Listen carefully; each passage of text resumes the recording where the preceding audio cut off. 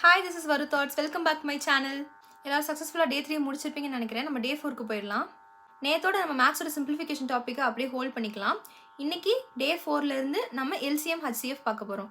தமிழில் அடுத்து 2 ஏழோட இலக்கணம் பார்க்க போகிறோம். அண்ட் பாலிட்டியில் government of India act, Indian council act, Minto Morley reform, Montagu Chelmsford reform, government of India act on 1935 and Indian independence act of 1947 இதெல்லாம் நம்ம பாலிட்டியில் கவர் பண்ண போகிறோம். லாஸ்ட் வீடியோக்கு நல்ல ரெஸ்பான்ஸ் இருந்துச்சு.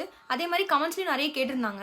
ஒருத்தர் கேட்டிருந்தாரு கான்ஸ்டியூஷன் எந்த சேனல் ரெஃபர் பண்ணலாம் அப்படின்ட்டு. எனக்கு தெரிஞ்ச கான்ஸ்டியூஷனுக்கு வீடியோ கிளாஸஸ் அப்படின்னு பார்த்தோம் அப்படின்னா யூடியூப்ல சுரேஷ் ஐஎஸ் அகாடமியோடைய கிளாஸஸ்லாம் நல்லா இருந்துச்சு.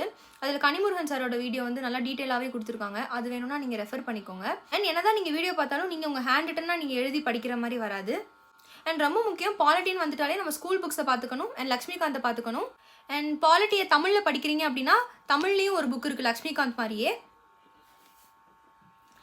இந்த புக்கு தான் அது. இந்திய அரசியலமைப்பு 360 சொல்லிட்டு கொடுத்துருக்காங்க. ஆத்தர் மோ தரண்யா அருள்முகம். உங்களுக்கு தெரியுதுன்னு நினைக்கிறேன். இந்த புக்கு நல்லா இருக்குது. கொஞ்சம் டாபிக்ஸுமே நல்லா இருக்குது. தமிழில் படிக்கிறீங்கன்னா நான் இந்த புக்கை ரெஃபர் பண்ணுவேன். அண்ட் இங்கிலீஷில் ஒரு கன்சாலிடேட் புக் வேணும் அப்படின்னா நம்ம கண்டிப்பாக லக்ஷ்மிகாந்த் தான் வேணும்.